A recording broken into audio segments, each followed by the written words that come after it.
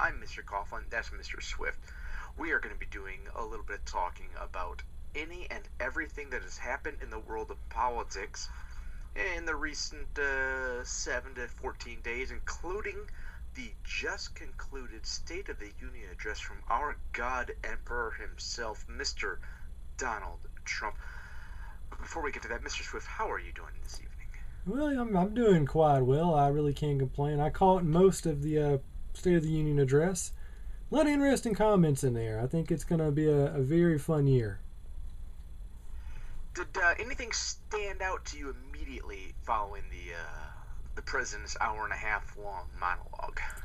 Well, there's a couple of things I thought were noteworthy, but for me, the big thing I took away from it is the realization that Donald Trump is basically like Mecha Ronald Reagan.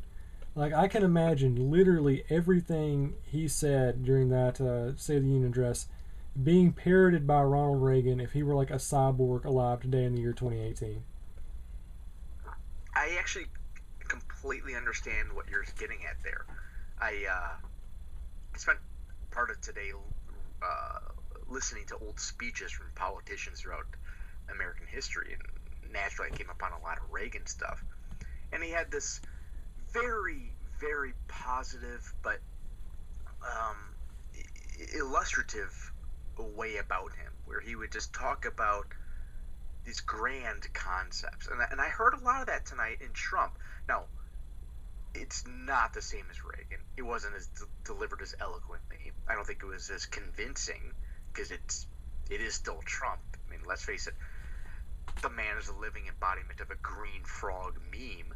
But I think that he at least tonight tried on some level to hit this I'm above it all, let's do this grandiose Alexander the Great approach to life.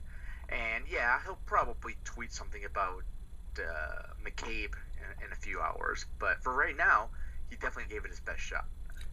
I thought his oratory, devoid of context, was pretty well. He has a pretty good delivery, a good patois, so to speak. Yeah, I thought it was all in all a pretty effective little sermon he gave. Now, how have you been viewing our illustrious president in the past, I don't know, week or so? I mean, he's had a bit of a run from shithole countries to, I don't know, there's with Donald Trump, there's so much happening every other day that I cannot keep track of it. I'm not sure if he is meeting with the elites in Davos, or if he is throwing subtle shade during his State of the Union address, telling the football players to stand for the national anthem. Since we've last done this program, you think Donald Trump has had some success, or has he had some failures? Well, it's a little hard to determine what is a success and what's a failure, because you need a little bit of time to kind of gauge what's going on. I think the fact that there's always some sort of like emerging controversy going on with Trump is probably by design. I think it's one of those things where you just have so many things coming at you that's an outrage, or the Democrats are losing their minds over, that after a while you just start becoming a little bit resistant to whatever he does. I mean, think about what we've had over the last 2 weeks. We had the government shut down over DACA. We had the whole immigration brouhaha. We've had FISA. We just had all the stuff going on with Mueller. I mean, these are like 3 or 4 like major league political scandals or controversies, but he's shaken all of them off. It's one of those things where he just like allows the Democrats to just throw the entire gamut at him, and he just walks away from it completely unscathed, waiting for the next torrent to come at him. It's a really remarkable little approach he has there, and so far, it's worked. He's got his economic policies through. He's slowly pushing his social policies through. Who knows? He could be pretty effective. Did you notice where that evil, horrible, disgusting, sniveling, shithole human being, Hillary Clinton, 20 minutes before the State of the Union, released a statement talking about how she basically fucked up in 2008 and didn't fire a guy that sexually harassed a woman? Well, if she ever has a time machine, good luck with that. I think that's another reason why Donald Trump won the election in 2016, and why I think the Republicans just, in my humble opinion, are themselves up quite well. I think right now liberals are living in the past. You know, it's not really about what you should have done, what, 10 years ago. It's about what you're doing now, what you're doing about the future. And who would have ever thought in the year 2018 the Republicans would actually be the forward thinking of the two parties? Yeah, it's funny you say that because as you're giving a brilliant response, I see Joe Kennedy III from Massachusetts delivering the Democrats' official response to Donald Trump. And I heard a little bit of it earlier. And my first thought when I saw all this happening, when they announced that he was going to be given the response, was whatever you think about Trump, clearly the 2016 election and the campaign leading up to it in particular, with Trump and Bernie Sanders having such support, was the American people saying, we are tired of the old guard, we don't want business as usual, we're sick and tired of dynasties and all that. And so the Democrats' response is to trot out a Kennedy of all people. Yeah, I love the fact that their response to the really rich, fat white guy is an even fatter and even richer white guy.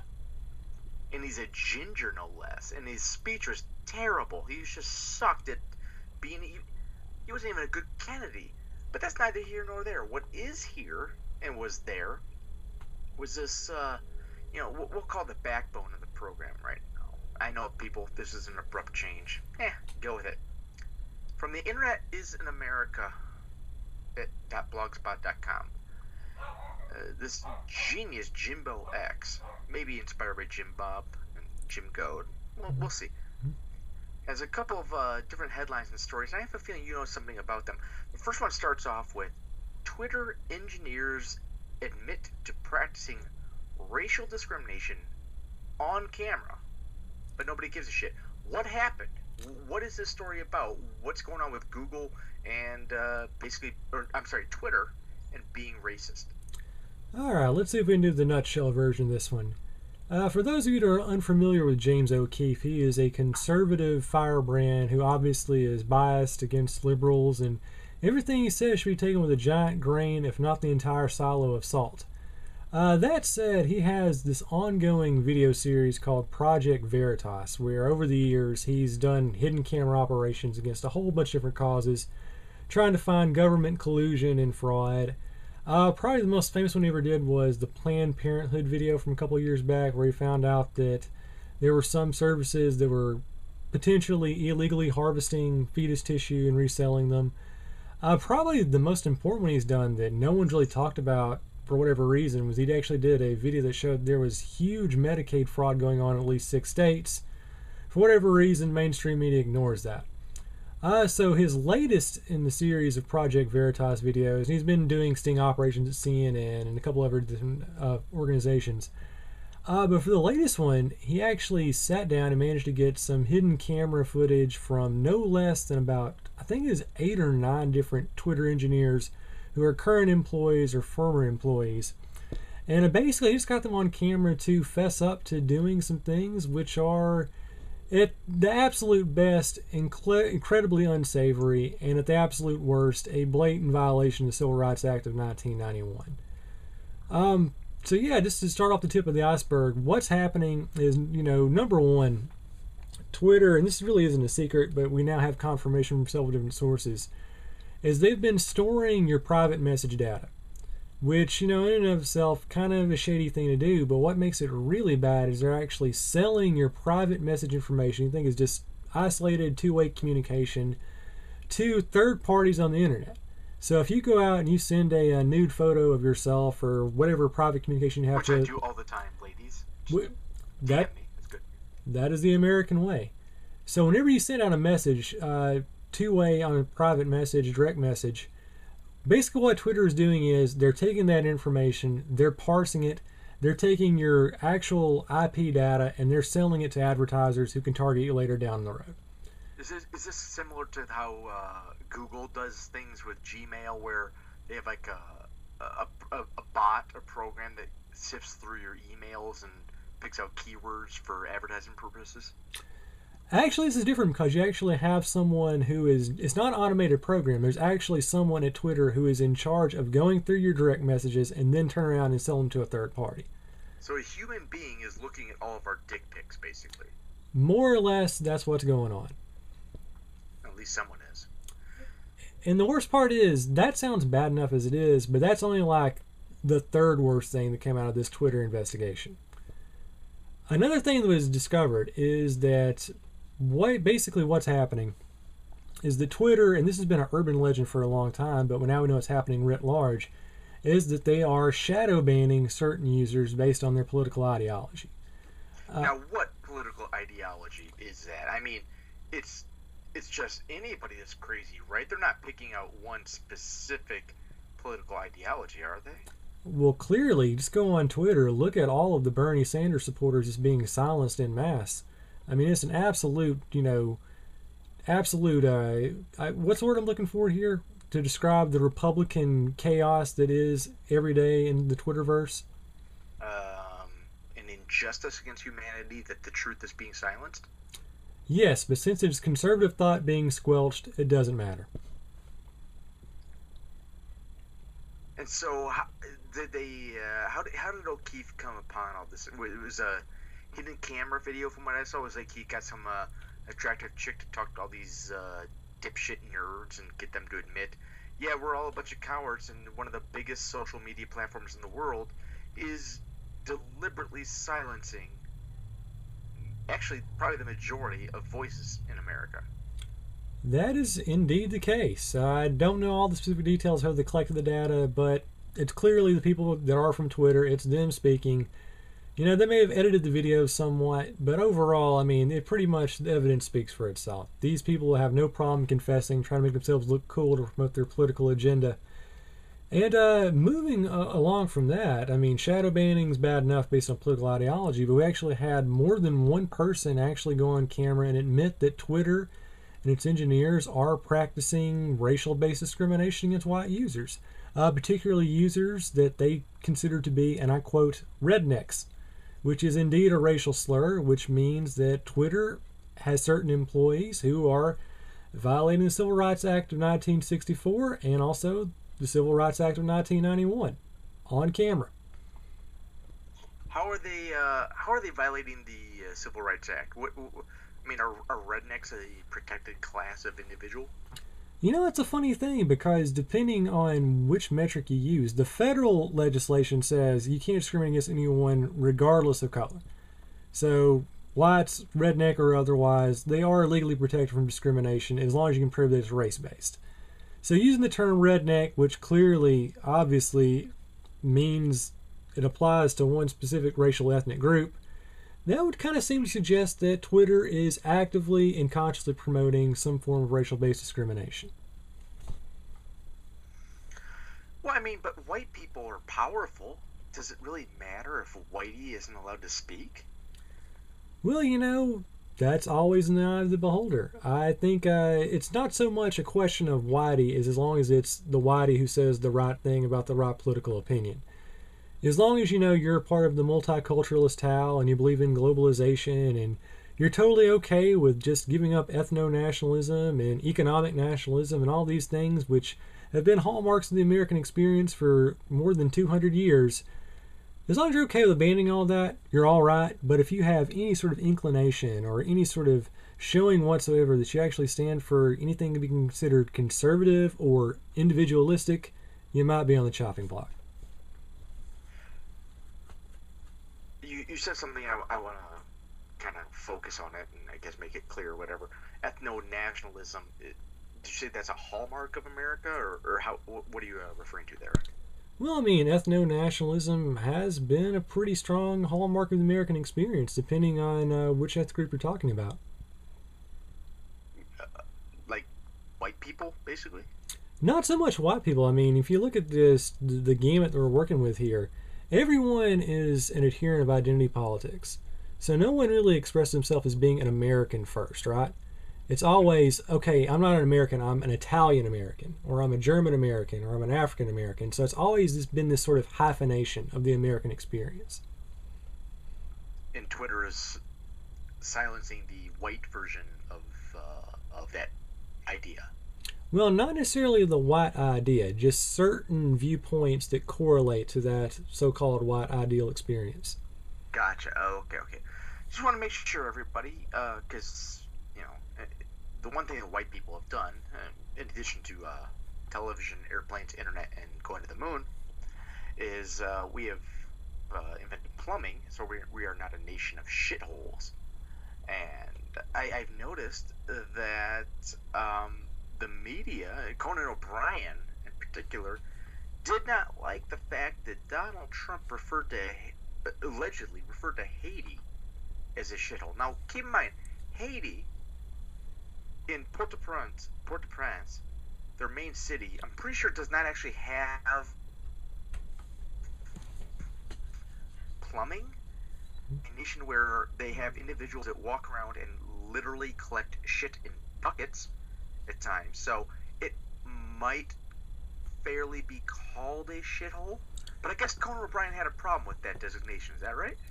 Yeah, he hosted a TBS special from somewhere in Haiti where they have like 2 or 3 buildings which are actually, looking like modern day infrastructure.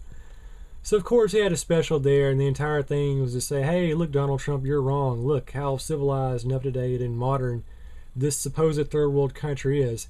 Now, of course, overlook the fact that in Port-au-Prince you don't actually have a sewage system, that every time there's even like a moderate rainfall, the ghettos and favelas of Haiti literally get swept up in floods of doo-doo. I mean, there's actual like a link to it in that particular website you referenced, where you can actually read about this from NPR and other organizations about all the sanitary problems they have in Haiti. Is NPR a hardcore right-wing organization? And not only that, but they actually get money from the government to promote their hateful rhetoric. The government's saying that? Oh, okay. So, but not the Donald Trump part, so it's okay. So basically, Haiti is a shithole, and Conan O'Brien is lying to people. Well, he's being incredibly selective about his presentation of Haiti. I mean, it reminds me of that Michael Moore movie from a couple of years back where he went to Cuba.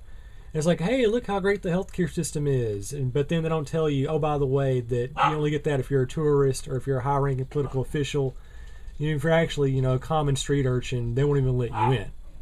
Like when Michael Moore went to Iraq and showed pictures of children flying kites, acting like that was normal under Saddam Hussein. Yeah, I mean, they were all flying kites and not starving to death or getting gang raped. So I think it's an accurate depiction. Well, I mean, halfhearted.com does indeed support gang rape, if the woman's willing. Going on, apparently Google, who we've spoken about before, a very progressive, modern, lefty, a very social justice warrior organization. They want to make the world a better place. They're based out of like San Francisco or some other city filled with gay people with AIDS and stuff like that. They have developed a program that I'm led to believe cannot tell the difference between black people and gorillas. What the hell is going on? That is indeed the case, Mr. Coughlin. There's a proprietary Google service called Google Photos. And one of the big hallmarks of it was it had an AI program where basically you could tag people like you do on Facebook. So if you have one photo of whoever, you could cross-section look at it on Google. You can extrapolate it and actually see their face all over the internet and just tag one person. So anyway, the problem with this particular service and artificial intelligence is that they kind of had a really bad inability to differentiate African American people from lower primates. So there was this one incident that was heavily reported a couple of years back where there was an engineer for Google or some other software firm who uploaded a photo to Google Photos, and they actually listed his, I think it was like his sister or a girlfriend or something like that, as a gorilla. So basically what Google has done, they've been trying to work out the kinks in the system for years and years. And basically what happened was Wired did an investigation. They looked into what's been going on in Google. So what Google did was their AI program absolutely could not make the distinction between black people and gorillas. So to solve the problem and just nip it in the butt, they decided to make it impossible for users to search for gorillas, monkeys, chimpanzees, or any other primates whatsoever. And also, if you try to look up African American using the Google Photos program, you get one picture, and it's a picture of a lone gazelle eating in the Serengeti. So basically, Google created a computer program, an algorithm, which is by definition unbiased. It's not like computers have any clue about racism or anything like that. And this computer program, the closest thing we have to objectivism, said all these black people look like monkeys. And Google's like, oh shit, we can't really do that. So basically, they're trying to censor the truth. Well, I'm not really sure I would go as far as to call it the truth. I mean, that's a leading question. That's probably not factual in basis. But I think it's just one of those things where it's Google not really kind of having that reign on technology. I mean, that's kind of the big turd in the punch bowl here is just, how much more, weight we're giving to these automated processes. And the fact that Google, which is close to being the most powerful and richest company on the planet, can't get their computer to figure this stuff out, should make us a little apprehensive about automating all these other things in the future. Yeah, I guess that does make sense. I think it shows that either the computers are very racist, the world is racist, or we need to fine-tune them a little bit. But I fear that won't be successful because I would guess that most people at Google read the longtime commie magazine, The Nation. And The Nation apparently has recently written that we should not focus on facts. Is that correct? That is true. There is actually an article. The name of the author escapes me. I'm going to double check this one real quick. But yeah, he wrote an article which was very. I bet that the author's name has an unnecessary apostrophe in it. Okay, let's see. Getting close to it. Actually, no. The name it almost has the unnecessary apostrophe. It's actually Khalil Gibran Muhammad, who of course is Jewish. I bet he's just a nice white Jewish boy from the South Bronx. He is. He's basically Bill Goldberg. All right, so. What did he have to say there? Yep. So, writing for The Nation, he wrote this article recently about the greatest social menace we have in the U.S. today, the very, malicious yet hard to define alt-right. And let's read the quick quote here where he basically kind of said, we're spending so much time worrying about people who are like in Charlottesville that we're overlooking the real driving force of the alt-right, which are guys like Jared Taylor and Charles Murray, even though neither of those two guys actually admit to being alt-right or identify as white ethno-nationalists, but whatever. They're still mad about They are still mad about Charles Murray, really? Yeah, ever since the Bill curve, this guy hasn't been able to get a break. He's just... It's been like 30 plus years the dude's been correct. It's fucking amazing. Go on with your Bad South Nation, you dumb motherfuckers. What did Muhammad have to say about all this, though? Mm-hmm. So, yeah, this Khalil guy, his quote, and this is the big pullout one here. Thus, by focusing their opprobrium, which is a great word, on the Nazi next door, white liberals are missing the very real threat posed by a growing white nationalism. These new white supremacists are coming not with tiki torches, but with reasoned arguments, buttressed by facts and figures to make palatable racist ideas that many people, deep down, have always felt were true. So, these are individuals who are saying things that everybody thought, that actually kind of feels like it's true. That feels like it's correct. And then these people are also saying things that people feel are correct, and they're presenting a bunch of facts that say, yep, this is correct. And so basically, they have reality backing up feelings, and that's a problem because it disagrees with this nutjob's own feelings. Is that right? That's what I took away from it. I mean, it's a very bizarrely written article from start to finish, where he's bringing up like all of these anecdotes, and it keeps crossing over between being objective and subjective, going from being written in third person to first person. I mean, it's just a big muddled mess.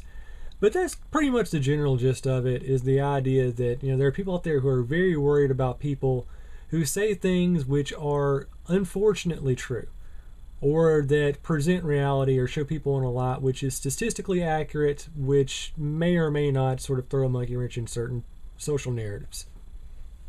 Do you ever get that feeling where you are looking at the objective facts and you go, shit, this doesn't really sound good for any given ethnic minority? But you don't think, oh, this is a problem with the minority, like they're inherently, violent or whatever. You think, shit, they need some help. Maybe we should figure out what, actual quote unquote systemic historical abuses have existed. And yet the left just wants to say, no, no, that's not true at all. And they don't want to address any of the root problems whatsoever, all in an effort to, I guess, nakedly create a greater and growing state presence in all of our lives. You know what? That's pretty much hit the nail right on the hammer right there. I can't think of a better way to say that. That was just bang up. I've been thinking about this as I think about many things because I saw that California this week actually. I don't know if it happened this week, but it's been they recently lessened the offense for committing a crime with a gun. For a while, for many years in California, if you used a gun while committing a crime, it was an aggravating offense. So if you rob a liquor store, it's 5 years. Rob a liquor store with a gun, it's 10 years, something like that. Mm-hmm. Apparently, somebody got in the Governor Brown's ear there, and they recently signed into law eliminating this penalty. And I guess the impetus was too many black people are going to jail for too long because they just, they tend to be a lower economic status and therefore more likely to commit crime. I don't really know what the reason was, but it seemed very odd to me that California, super liberal California, made it easier to commit a crime with a gun because they were afraid of looking racist if they didn't do so. Oh, well, I mean, that's just going on throughout the Golden State. I believe it's in San Francisco where the actual police force have stopped reporting on crimes that transpire on the metro system because they were afraid that it may make people more apprehensive around the people of color.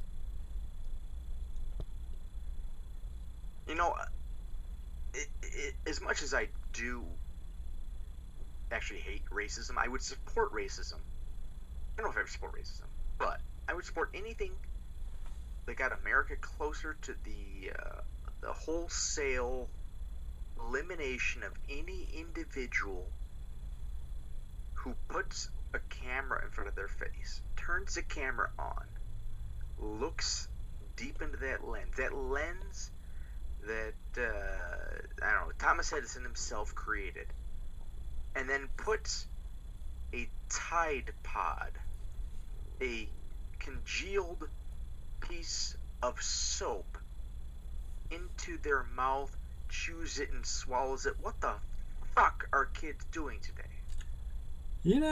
For many years I wrote for a trade publication which focused on youth services issues. So I know all about the things that kids are doing nowadays, which are incredibly stupid. And the Tide Pod Challenge, I think it's a little bit overblown. I'll get into the data in just a minute. But this is just the tip of the iceberg. The kind of things that kids are doing nowadays, I mean, it's just so beyond absurd that you kind of have to wonder exactly where we went wrong after the year 2000. I mean, we got kids, forget Tide Pods. They're pouring vodka into their eyeballs. They're doing this thing where they're pouring vodka straight in their eyeballs because they can get some higher faster. Ooh, that's a good idea. They're smoking liquor. Yeah, you heard me right. Smoking liquor. They basically put whiskey or vodka or whatever in 2-liter bottles and shake them up, sometimes using bicycle pumps to make it a little bit more aerated, and basically inhaling large quantities of alcohol as a sort of vapor. And that's going to be the next big moral pandemic when that finally becomes more popular. They're drinking hand sanitizer to get high because it's cheaply available. And they're also choking one another with bicycle chains for sexual gratification. So Tide Pods don't really want to say that it's aberrational, that it's an outlier, because if you've got someone under the age of 18 right now in your house, I assure you they're doing some really, really outlandish things, or at least in jeopardy of perhaps doing something as dumb as eating laundry detergent pods. I would say that we all need to probably pray to save this generation. However, knowing that the Pope, the leader, the maybe the most powerful religious individual in the world, the leader of a billion plus Catholics, myself included, has accused alleged Chilean rape victims, not rapists, the victims, of lying. He said that a Dutch abortionist was a good person, essentially, and condemned nuns that gossip more than mass murdering Maoists. That is, individuals who adhere to the philosophy of Chairman Mao Zedong, who murdered millions. They are worse than nuns that talk a little shit. Is it any wonder then that kids eat Tide Pods? What is going on with the fucking Pope right now? Pope Francis from Argentina sounds like a bit of a disaster. Well, you know, back in the day, there was that popular joke, you know, basically the Will Duh Captain Obvious in the 1980s would just say, hey, is the Pope a Catholic? Well, now it's not really a joke anymore. That's a legitimate concern. And as the three things you brought up before over the last couple of weeks or last couple of days here, Pope Francis, he's saying some outlandish things. I guess to begin with, you got to go with what he did when he was in Chile in early January. Basically, he was there to defend a guy named Bishop Juan Barros, who was a subordinate of a guy named Reverend Fernando Caradima, which the Vatican actually deemed guilty of sexually molesting a lot of young children. So even though there's quite a bit of evidence suggesting that Barros was at least knowledgeable of some of the crimes Caradima did, Pope Francis is standing by his man, and during a press tour in Peru, he basically said that he thought Barros was being set up and that all these accusations were, and I quote, calumny. Okay. And calumny, of course, you gotta look that one up. It's basically an old esoteric way of saying a bunch of nonsense and hooey. Then again, this is also despite the fact you have a lot of police evidence, you have written testimonies, you've got, some say, hundreds of young male victims. So yeah, this is basically the equivalent of Pope Francis coming out and defending Penn State at this point. Well, I mean, maybe he's just a fan of, yeah, I got nothing. That's a real dickhead thing to do. He also said that, what did he say about the Dutch abortionist? Yeah, so he gave out this official title to a Dutch politician named Lilian Plowman, called the Commander of the Pontifical Equestrian Order of St. Gregory the Great. What is it with you Catholics and all these long-winded titles, by the way? You got to explain that to me. Oh, well, you see, we are descendant from Europeans, and Europeans suck, and we took all their shitty traditions, and it makes us sound really grandiose and fabulous. Personally, I am the demi-wizard of the Chicago Joliet Diocese, 3rd Division, Puggle ranks, and it is a designation that it's very proud of. I'm very proud of, and it lets us all remember that Jesus loves only the very special few who are appointed by the Pope with all of his, after all of the donations. You know, being a Southern Baptist is a whole lot easier. You just show up Sunday morning 20 minutes late, and if you're hungover, nobody cares. Yeah, because then you vote for Roy Moore, who raped children. Hey, the Pope might forgive him too. God always goes after people who seek forgiveness. That is true. Yeah, I mean, he can't really forgive people that don't sin, I guess. Speaking of sins, killing millions of people is bad, but gossiping as a nun is worse. Oh yeah, just before that, Plowman, of course, basically that whole equestrian order of St. Gregory, whatever. Basically, it's this, award or recognition for people who benefit the Roman Catholic Church through quote-unquote unusual labors, and I guess Plowman has a very unusual way of supporting the Catholic Church because she started a non-profit to help fund abortions for women who couldn't get government subsidies in Europe. So that's what the Catholic Church is doing these days. As far as the whole... Jesus Christ. Not if you're Catholic, he's not. Yeah. So anyway, yeah, this Francis guy, as far as the whole Maoist thing, he was actually in Peru again. A lot of stuff going on in Peru. I guess it has to tie into the Paddington movie or something. So yeah, he went to go visit a bunch of nuns, and he basically said that nuns who gossip are worse than quote unquote the terrorists of Ayacucho, who, for those of you who aren't familiar with your South American Contras, was the name of a communist guerrilla group that killed more than 60,000 innocent Peruvians throughout the 1980s and 1990s. So, according to Pope Francis, who leads 1 billion people, including Mr. Coughlin, nuns who talk mess about one another are literally worse than hardcore psycho communists who killed 60,000 people. Is it possible, though, that all of those people deserve to die? Well, I'm a very nihilistic person. I think we've all committed at least one capital offense in one way or another. But I don't know. I think on the scale of moral turpitude, saying that, the nun next door is a little bit overweight, probably not the same thing as, throwing someone out of a helicopter. Yeah, spoken like somebody that didn't have nuns teaching you throughout most of your grade school years. Fuck you, Sister Mark. I hated you. But the people that she didn't hate were young women, and I guess every millennial woman that is an individual with 2 X chromosomes, everybody, 2 of them. You can't just have an X and a Y and then say, I'm a girl. You're not a girl. You're a dude who's probably a little fruity.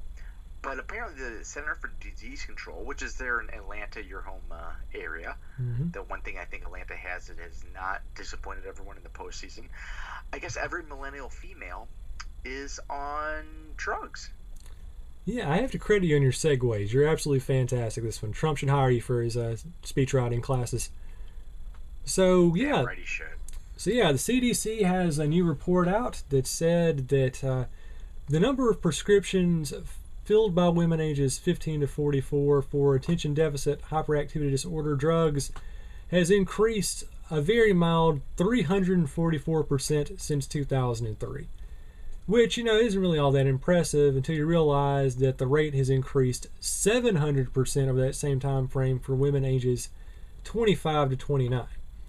So naturally, this is raising some questions about whether or not this could be responsible for some very significant birth defects, considering that a lot of people don't realize this. Adderall is basically like pure amphetamine. It's only actually a few carbon chains away from being meth.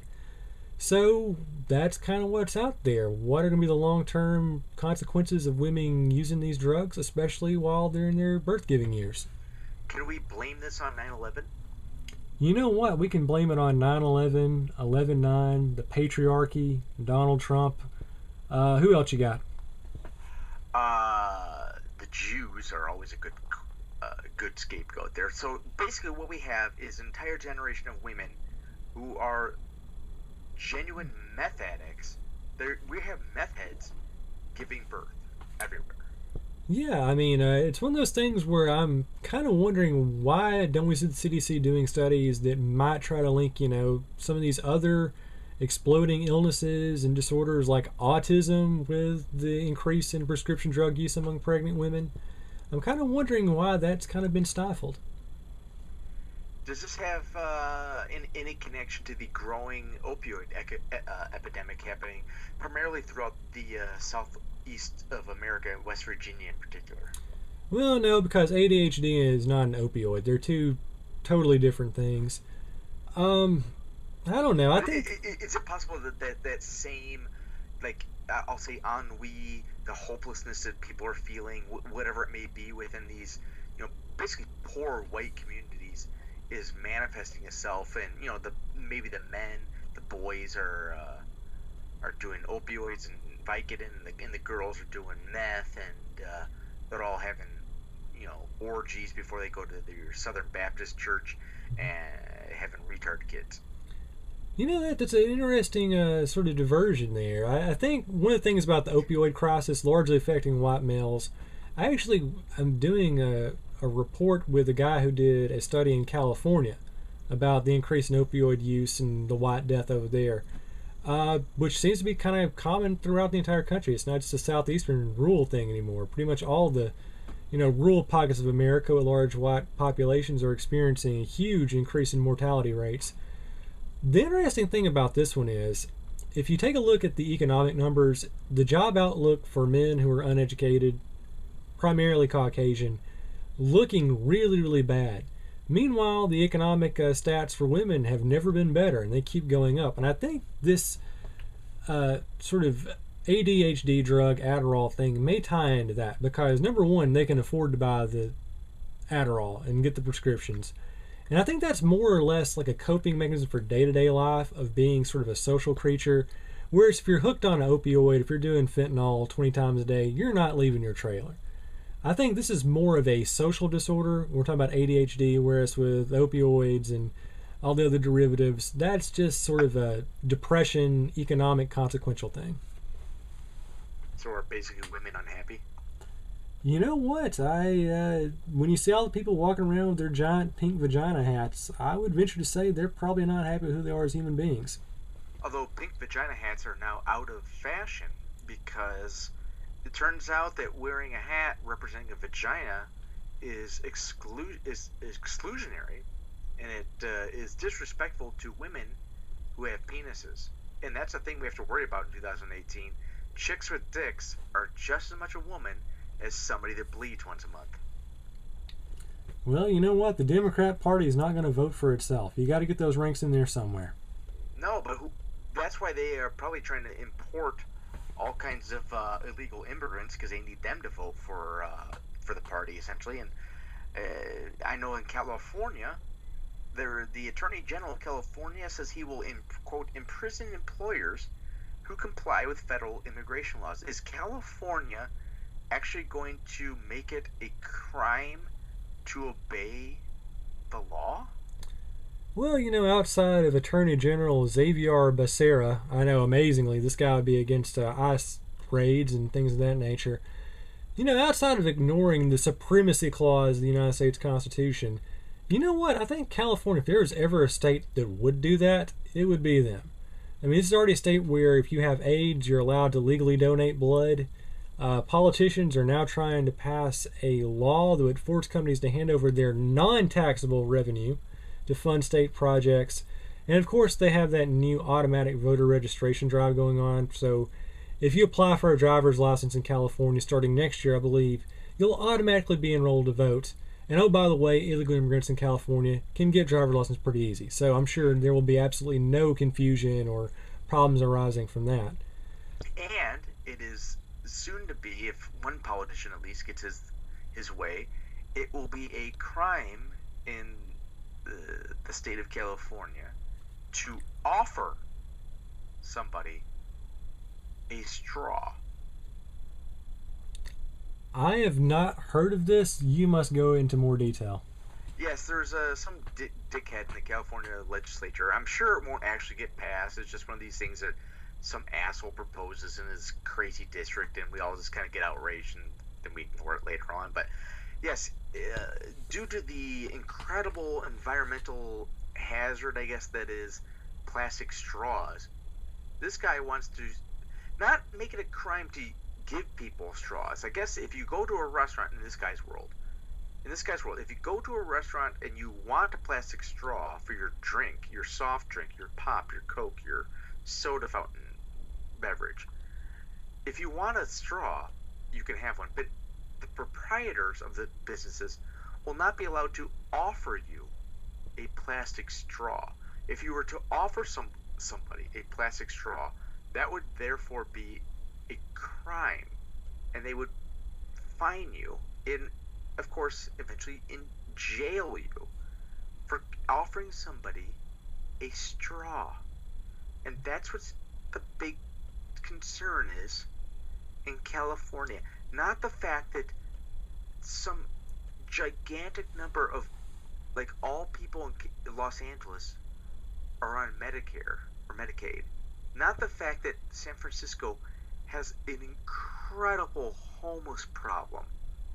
No, California is worried about straws. Did you ever read that Patrick Buchanan book, The Death of a Superpower? Or Suicide of a Superpower, my bad. No, I did not. Well, there's a great passage in there where he basically says, you know what, the future of America is California. We're all headed down this same path of light socialism becoming northern Venezuela. And, California, just look at all the problems they have. It's a state where you have more people who are tax consumers than tax producers. I believe there was like a report that said about almost a quarter of the California state population is functionally illiterate in English. And wages keep going down. It's a state that's already on the verge of bankruptcy, and you already have several major cities declaring bankruptcy. So, you know what? It's just setting us up for a good model for the future. I think we should all try to do our best to replicate the success that we're seeing over there in Jerry Brown world. You know, what the failure of California, you got to imagine a lot of people will eventually look around and go, I can't live here. This place it's an untenable, an uninhabitable environment, despite the great beaches and all the fake plastic tits in Los Angeles. I gotta go someplace where I can have a future for my family. And I guess a lot of people, if you're black, are going to Africa. You know what? That's going to sound completely absurd, but you know what? It's actually true according to Al Jazeera. Recently, Al Jazeera did a report about what is more or less being termed now as quote-unquote Blaxit, in which you're having African American, there's about 3,000 to 5,000 is cited in this particular article, that are moving America because they're trying to avoid, I quote unquote, systemic racism and unfair opportunism to begin life anew in the capital city of Ghana. So, That'll work. I'm sure it'll be just dandy. And before we get into some of the hard data about what life is like in Ghana, there was an individual by the name of Mohammed El Muhar, who is the focal point of this particular article. How many fucking Muhammads do there need to be in the world? Just give it up, people. We don't have that many Jesuses or Christians or whatever. Just, I know you guys love the name Muhammad or Muhammad or whatever. You spell it 15 different ways with an O, with a U, 2 H's, 2 M's, 15 E's and D's, whatever. I get it. The guy was an illiterate who married his 9-year-old niece or some shit like that. Don't stop naming your fucking kids after them, especially because their great, brilliant idea will be like, well, I bet if we move to Africa, that'll be better than America. Well, you know what? According to El Muhar, life in Ghana actually is better than America, as evident by this quote on her return to the mother continent. I don't want people to think that Africa is the magic utopia where all your issues will go away, she told Al Jazeera. It's just that some of the things you might face in America as a black person, you won't have to suffer with those things here. You might not have electricity, but you won't get killed by the police either.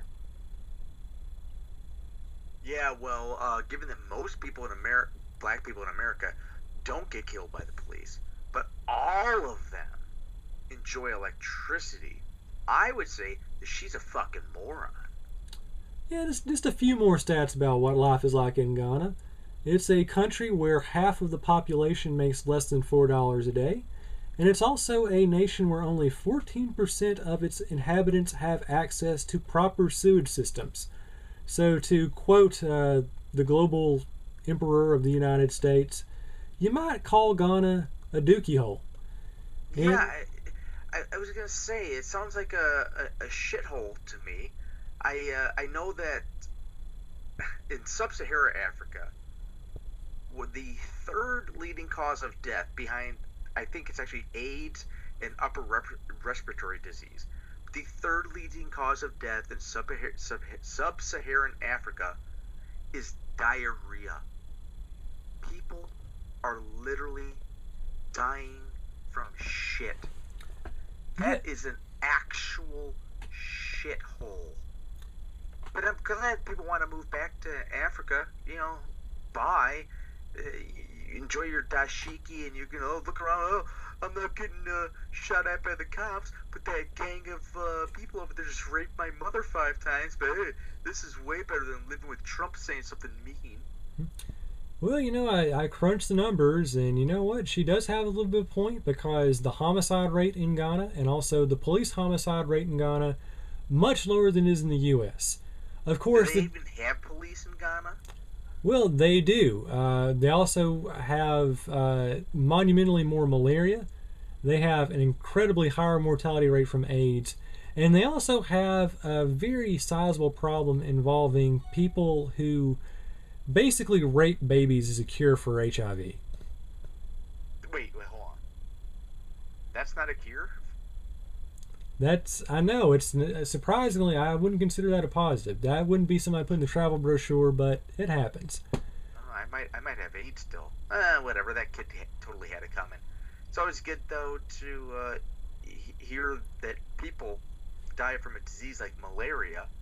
You know, if you get a mosquito bite, you die. Hell of a country there, people. And also, just because they're not going to get shot by the police doesn't mean they might be killed by the locals, because apparently there's a huge epidemic going on in Ghana of people murdering people because they believe they're witches. I mean, are they witches? Well, they haven't come back, have they? So, Ghana has actual witch hunts.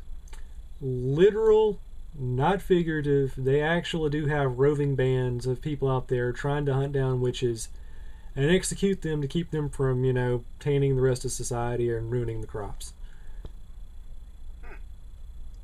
I know that Abe Lincoln actually was a fan of repatriating all the slaves in America and sending them back to Africa. And he actually, even before him, the country of Liberia, founded in the the west coast of Africa, was founded by former American slaves, and it was a great treasure. I think they were great admirers of James Madison. I want to say that their capital is like Madisonville or something like that. So there is, some precedent for black people from America moving back to Africa and starting a country that isn't really doing all that well. But they got their own country, so I guess if Jay-Z doesn't like it, he can go back to Africa. Well, if it works for him, it works for him. If you want to start your own homeland, why not? I wonder if this is ever going to become popular with Caucasians. Will we get to that point where there's enough miffed white people that we all start going back to Ireland and Germany, our ancestral homelands, and just completely ruining them? Well, we kind of do already. They're just called these pansies that move to Africa, Europe, or whatever. But no, Europe is a dead continent, and I don't really get too racial here, but I'm thinking about colonizing Mars to get away from all the darkies, as we call them. I'm just kidding, people. I love the black and tans. Don't we all? The best entertainers. So, anything else happening in the wide world of news this week that you want to make sure that the American public hears about before we sign off here? There's just so many things that fall through the cracks where if you don't really have your ear to the train tracks, you're going to miss out on them. I'm just going to throw out a couple things that I come across which didn't receive a lot of national publicity, which I think just the headlines alone speak for themselves. First up, this one fell through the cracks. I think it's fairly important. There was a 19-year-old Muslim woman in Minneapolis who tried to set a Catholic school on fire. There was also a 56-year-old man beaten into cardiac arrest by an Antifa protester at a Mike Cernovich event. Yet, you really didn't hear much about that because the only thing that got ink about that particular event was Chelsea Manning showing up and taking a selfie. There's also been a major crackdown in China on what they consider to be funeral culture, which basically means wrap tattoos, anything which could be considered, in the American vernacular, black.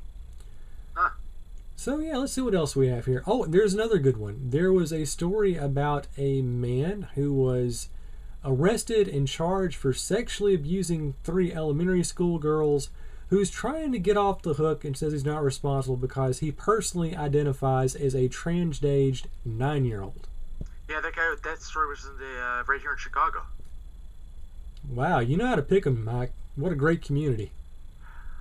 Well, I mean, look, we're very forward thinking, and if a grown man looks around at the world and thinks, no, no, no, I like My Little Pony, and to put my erection inside of a girl, who are we to deny him that right? Good people. Maybe. And what are the other big giant highlights happening in this fucked up world we're going on right now? Okay, this one not so much it fell through the cracks, but I think it's just one that's just incredibly indicative of the year 2018. CNN literally ran an article encouraging cuckolding. I saw that. Yeah, some guys with no scientific evidence whatsoever, but who are trying to probably justify the fact that their girlfriend fucks other men all the time in front of them, came out and said that you letting another dude rail your woman behind the shed is good for your relationship. Well, I mean, why wouldn't it be? Yeah, I mean, you might get out of paying child support down the line. Nope, you're still paying child support. And in 18 years, she says it isn't yours. What else?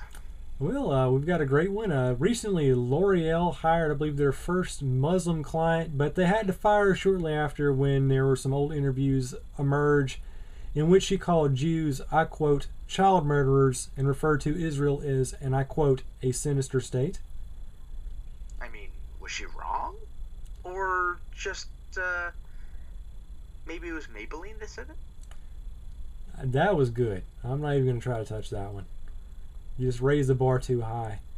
All right, give me two more of the craziest headlines of the past couple of days here as we wrap up the second episode of Human Wreckage at halfguarded.com. All right. Well, in Florida, we have legislators who are actively trying to declare pornography a public health risk, literally on par with AIDS and Zika. So there you go. Good use of state resources. And probably my favorite one of the week, there is a woman of the African American persuasion in California who is now suing Walmart for racial discrimination simply because they put their black hair products behind a locked glass counter to prevent thefts. Oh, I mean, clearly Walmart just did that because they're racist. They didn't have any empirical evidence behind it, did they? I mean, it has nothing to do with, loss prevention or economics or just being empirically objective and being aware of your surroundings and inventory. Well, on a note that got dangerously close to being just flat out racist, plug stuff away. What do you got coming up? Where can people hear more, read more, do more with Mr. Swift in this world of ours? Well, you know what? I'm all over the place. I'm thinking about actually starting to sell advertisements on this spot where I plug things. So if any of you people out there have a website or a service you want me to plug for small financial gain, just go ahead and send me a couple emails.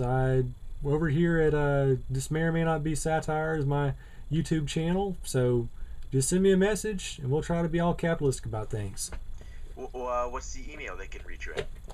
Well, you just go to This May or May Not Be Satire on YouTube. There's a little icon there. You can send me a message anytime you want.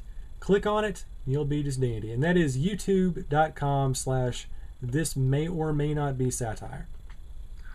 Fantastic as always, Mr. Swift. Everybody listening here at halfguarded.com, thank you. Everybody on the YouTube, thank you. Make sure to donate. Make sure to make the man a little bit of fat stacks of cash, a little scratch, as the kids say.